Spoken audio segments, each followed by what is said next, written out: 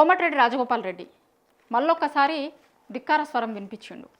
ఈసారి ఎవరి మీద అంటే ప్రభుత్వం మీద, ముఖ్యమంత్రి రేవంత్ రెడ్డి గారి మీద డైరెక్ట్గానే మాట్లాడిండు ఆయన చాలా ఇష్యూస్ని. ఇది మొదటిసారి ఏం కాదు ఆయన మాట్లాడు. ఇట్లా ఒక వారం 10 రోజుల కిందటనే అనుకుంటా వాళ్ళ జిల్లాలో ముఖ్యమంత్రి ఒక మీటింగ్ పెడితే ఆ మీటింగ్కి కూడా పోలే ఆయన. దాని గురించి కూడా మాట్లాడిండు ఆయన. ఎందుకు పోలేదు అంటే నాకు బోబుద్ది కాలే పోలే అని చెప్తున్నాడు. ఇంకా చాలా విషయాలు మాట్లాడిండు ఆయన. మొత్తం ఇప్పుడు ప్రభుత్వం ఎట్లుందట అంటే షో ఆఫ్ చేస్తుందట. షో ఆఫ్ చేయొద్దు, పని చేయాలి, కానీ మా ప్రభుత్వం మొత్తం షో ఆఫ్ చేస్తుంది అన్నాడు. షో ఆఫ్ కాకపోతే ఏంది మరి? ఇప్పుడు ఎవరైనా సరే ఎప్పుడైనా ఒక ఆన్గోయింగ్ ప్రాజెక్ట్ ఉంటుంది అనుకోండి, దాని మీద మళ్ళా బహిరంగ సభలు పెడతారా? అది ఓన్లీ నాకు తెలిసి రేవంత్ రెడ్డి గారి ప్రభుత్వంలోనే అది నడుస్తుంది అట్లా. ఇప్పుడు రైతు భరోసా ఉంది కదా, అది ఫస్ట్ వీళ్ళ ప్రభుత్వం వచ్చిన తర్వాత ఆ పథకాన్ని పెట్టిర్రు అంటే దాని లాంచింగ్ ప్రోగ్రామ్కి ఒక బహిరంగ సభ పెట్టిర్రు అంటే ఒక లెక్క. అదేం వీళ్ళు పెట్టిన కొత్త పథకం కాదు. అంతకుముందు బీఆర్ఎస్ గవర్నమెంట్ రైతు బంధు పేరుతోని రైతులకు పైసలు ఇచ్చింది పెట్టుబడి సాయం కింద. దాన్ని వీళ్ళు పేరు మార్చిరు, పైసలు మార్చిరు, పేరు మార్చిరు గంతే. అది వీళ్ళ బ్రెయిన్ చైల్డ్ లాంటి పథకం కూడా ఏం కాదు, అంతకుముందున్న పథకమే అది. దానికి పేరు మార్చి ఎట్లుందంటే ఇది ఇక మొన్న ఒక స్కూల్ చూస్తాం కదా మనం, రంగులేసి దాన్ని ఇనాగ్రేట్ చేసిరు చూసిరా, అట్లా సేమ్ అట్లనే. సరే మరి దానికన్నా ఒక్క మీటింగ్ పెట్టుకొని చేసిర్రా అంటే కాదు. ఇప్పుడు పోయినసారి రైతు భరోసా పైసలు వేసిరు కదా, ఫస్ట్ విడత రిలీజ్ చేసినప్పుడు ఒక దగ్గర బహిరంగ సభ, రెండో విడత రిలీజ్ చేసినప్పుడు ఇంకొక దగ్గర బహిరంగ సభ. నిన్న కూడా ఒక బహిరంగ సభ పెట్టిరు. ఏడనో తెలుసా?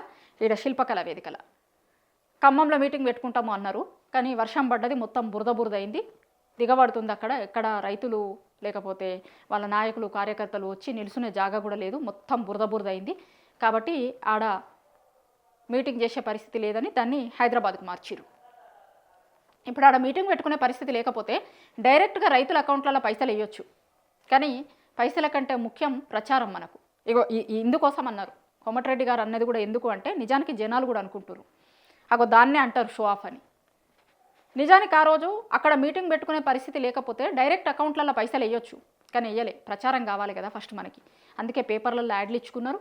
దాని తర్వాత ఈడ బహిరంగ సభ పెట్టి బహిరంగ సభ అయిపోయిన తర్వాత రైతుల అకౌంట్లలో పైసలు వేసిరు. దీన్నే అంటారు ప్రచారం అని.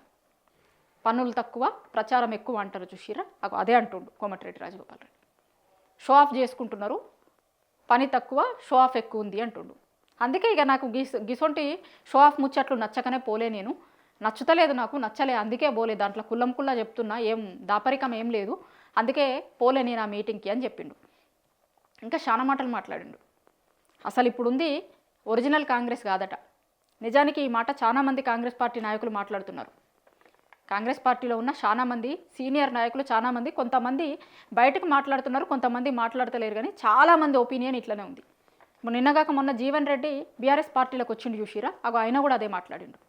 మేము పార్టీ అధికారంలో లేనప్పుడు, కష్టాలలో ఉన్నప్పుడు పార్టీని పట్టుకొని ఉన్నాం, ఇవాళ వచ్చి పార్టీలో వేరేటోళ్ళు నిర్ణయాలు తీసుకుంటున్నారు, మాలాంటి వాళ్ళకి కనీసం గౌరవం ఇస్తలేరు.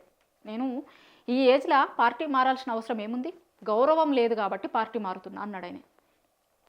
అట్లాంటి ఒరిజినల్ సీనియర్ కాంగ్రెస్ పార్టీ నాయకులందరూ కూడా అనుకుంటున్న మాట, వాళ్ళకి విలువ లేదు. ఈయన కూడా అదే అంటుండు. కొత్త వాళ్ళు వచ్చిర్రు, కొత్త నిర్ణయాలు అవుతున్నాయి, అసలు కాంగ్రెస్ పార్టీ లెక్కుందా ఏమన్నా నిర్ణయాలు జనాలకు పనికొచ్చే నిర్ణయాలు తీసుకుంటుర్రా? ఏం జరుగుతున్నాయి ఏంది అనేది ఒక్కసారి ఆలోచన చేసుకుంటుర్రా? ఇప్పుడు ఆ యాదాద్రి బోర్డులో ఒక ధర్మకర్తల మండలి వేసిరు. ఆ మండలిలో ఉన్న పేర్లు చూసిన తర్వాత ఈయనకి ఇంకా మండి ఉంటుంది. అందులో ఇచ్చిన పేర్లు అదంతా చూసిన తర్వాత మండింది అని చెప్తుండు. నిజానికి ఈయన ఆ జిల్లాకి ఎమ్మెల్యే. ఇప్పుడు జిల్లాల విభజన జరిగింది కదా, జరిగిన తర్వాత ఇప్పుడు ఈ యాదగిరి గుట్టున్నది యాదాద్రి భువనగిరి జిల్లాకున్న ఎమ్మెల్యే ఆయన. ఆ జిల్లాకున్న ఎమ్మెల్యేకి కూడా కనీసం ఇన్ఫర్మేషన్ ఇవ్వలేదట, ఎవరిని వేస్తున్నాము ఏంటిది అని. కనీసం నాకు ఒక మాట చెప్తే మా నాయకులకో మా కార్యకర్తలకో అందులో కనీసం ఆ బోర్డు చైర్మన్ది కాదు, కనీసం ఆ బోర్డులో ఉన్న మెంబర్ పదవాన్ని ఇచ్చుకుంటున్నాను కదా. నేను పార్టీ కోసం పనిచేసిన వాళ్ళు ఎవరో ఒకరు దాంట్లో కనీసం మెంబర్లు అయ్యేటోళ్ళు కదా. మీరు చైర్మన్ ఇచ్చుకున్నారు, మెంబర్లు ఇచ్చుకున్నారు, గంతమంది మెంబర్లలో కనీసం ఒక మాట చెప్తే ఎవరినన్నా ఒకరిని పార్టీ కోసం పనిచేసిన వాళ్ళే వాళ్ళు మళ్ళా గాళ్ళకి కనీసం ఒక మెంబర్ ఇప్పించుకునేటోని కదా నేను. నాకు ఇన్ఫార్మ్ చేయలే, చెప్పలే, నా ఒపీనియన్ అడగలే, ఏమీ చేయలే, వాళ్ళ సొంత నిర్ణయం తీసుకున్నారు. ఇగో ఇట్లాంటి నిర్ణయాలు తీసుకుంటున్నారు కాబట్టి నాకు పోబుద్ధి అయితే లేదు, వాళ్ళ దిక్కు మాట్లాడబుద్ధి అయితే లేదు అంటున్నాడు. నిజానికి ఈయనే ఆ జిల్లాకి ఉన్న ఎమ్మెల్యే. ఇప్పుడు మామూలుగా ఏమన్నా నిర్ణయాలు తీసుకుంటున్నప్పుడు అక్కడ ఉన్న లోకల్ ఎమ్మెల్యేనో లోకల్గా ఉన్నటువంటి వాళ్ళ ఒపీనియన్ కనీసం అడిగే ప్రయత్నం చేస్తారు. అది కూడా చేయలేదట. అందుకోసం చెప్తున్నాను. గతంలో కూడా చాలా సందర్భాలలో మాట్లాడిండు, ప్రభుత్వం మీద కావచ్చు, లేకపోతే రేవంత్ రెడ్డి గారి చాలా నిర్ణయాల మీద కావచ్చు, నిరుద్యోగులకు సంబంధించిన ఇష్యూ వచ్చినప్పుడు మాట్లాడిండు. మనం గతంలో మాట ఇచ్చినాం కదా అనేది. గతంలో జర్నలిస్టులు సోషల్ మీడియా అనే దాని మీద మాట్లాడినప్పుడు దాని మీద కూడా మాట్లాడిండు. తర్వాత 10 ఏళ్ళు నేనే సీఎం ఉంటా అన్నప్పుడు అప్పుడు కూడా ఆయన వాయిస్ వినిపించిండు. ఇట్లా రకరకాల సందర్భాలలో ఆయన వాయిస్ వినిపించుకుంటూ వస్తున్నాడు. ఇంకోటి బెల్ట్ షాపుల మీద కూడా మాట్లాడిండు. ఏమాయే మరి ఆ రోజు మనం చెప్పినాం కదా, ఆ మాట ఏమైపోయాయి? కనీసం మర్చిపోయిరా మీరు? మనం ఇచ్చిన హామీ కదా అది, దాని గురించి కనీసం మాట్లాడతలేరు. దాని పరిస్థితి ఏంది అని అడుగుతున్నాడు. సరే, నా నియోజకవర్గంలో నేను చేసుకుంటున్నా, నేను నా నియోజకవర్గ ప్రజలకు ఇచ్చిన మాట, ఆ మాట ప్రకారం నేను ఆ మాట నిలబెట్టుకున్నా. మరి ప్రభుత్వంగా మనం జనాలకు ఇచ్చిన మాట గురించి ఏమైపోయాయి? నేను చేసే చూపించిన కదా, గట్ల మీరు ఎట్లా చేసి చూపిస్తలేరు అంటున్నాడు. నిజంగా చాలా ఇష్యూస్ మీద మాట్లాడిండు. ఆయన మాట్లాడిన చాలా ఇష్యూస్ మీద కాంగ్రెస్ పార్టీలో ఉన్నటువంటి చాలామంది నాయకులకి సేమ్ అభిప్రాయం ఉంది. ఆయన మాట్లాడిన మాటలు తప్పేం కాదు. నిజానికి చాలామంది నాయకులు మాట్లాడాలనుకుంటున్నటువంటి మాటలు, కొంతమంది మాట్లాడలేక ఆగిపోయిన మాటలు ఈయన మాట్లాడుతున్నాడు అంటున్నారు. ఇప్పుడు అది ధిక్కార స్వరమో ఇంకొకటో కాదు. పార్టీ కోసం ప్రభుత్వం ఎట్లా ఉండాలి, ఎట్లా నడుస్తుంది అనేటువంటి దాన్ని వేలెత్తి చూపిస్తున్నాడు. కనీసం దాన్ని మార్చుకునేటువంటి ప్రయత్నం చేసుకోవాలి ప్రభుత్వం ఇప్పటికైనా అనేది కాంగ్రెస్లో ఉన్న నాయకులు మాట్లాడుకుంటున్నారు. అదే కుల చెప్తున్నారు. అసలు ఒరిజినల్ కాంగ్రెస్ కాదు, కొత్త వాళ్ళు వచ్చిర్రు, కొత్త నిర్ణయాలు తీసుకుంటున్నారు. అసలు వాళ్ళు ఏం నిర్ణయాలు తీసుకుంటున్నారో వాళ్ళకే తెలుసు. వాళ్ళు ఏం నిర్ణయాలు తీసుకుంటారు, ఏం జరుగుతుంది, ఎట్లా నడుస్తుంది, పాలన ఎట్లుంది, జనాలు ఏమనుకుంటున్నారు, దీని మీద కనీసం ఒపీనియన్ తీసుకునేది లేదు, అడిగేది లేదు, వాళ్ళు తెలుసుకునే ప్రయత్నం చేసింది లేదు. అందుకే మీ కర్మ అని చెప్తుండే ఆయన. లాస్ట్లో ఏమంటాడంటే, మీ కర్మ ఇక ఇడిచిపెట్టేసినాం, ఇదైతే మంచి పద్ధతి కాదు, ఇట్లయితే పోయే పద్ధతి కాదు, జనాలు కోరుకున్న పద్ధతి కూడా ఇది కాదు, మార్పు అని చెప్పి మనం అధికారంలోకి వచ్చినాం.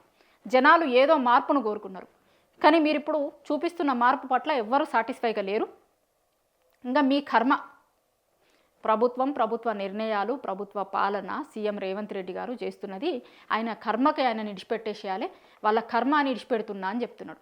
నిజంగా రాజగోపాల్ రెడ్డి గారు మాట్లాడిన మాటల్ని ఒక్కసారి రేవంత్ రెడ్డి గారు, ప్రభుత్వంలో ఉన్నటువంటి పెద్దలు ఒకసారి ఆలోచించుకోవాలి. వాళ్ళు మాట్లాడుతున్న మాటలు, జనాలు ఏమనుకుంటున్నారు, జనాల నుంచి వస్తున్నటువంటి వ్యతిరేకత ఏంది, ఇట్లాంటి అనేక ఇష్యూస్ మీద రాజగోపాల్ రెడ్డి ఒకసారి ఆయన మాట్లాడినటువంటి మాటల్ని వీటన్నింటినీ చూసుకుంటే ఏం జరుగుతుంది, ఎట్లా ఉంది వాళ్ళ పాలన అనేది ఆయన 2 మాటలలో చెప్పిండు. ఇక మీ కర్మ అని చెప్పిండు. కాంగ్రెస్ పార్టీనే తేల్చుకోవాలి ఇక.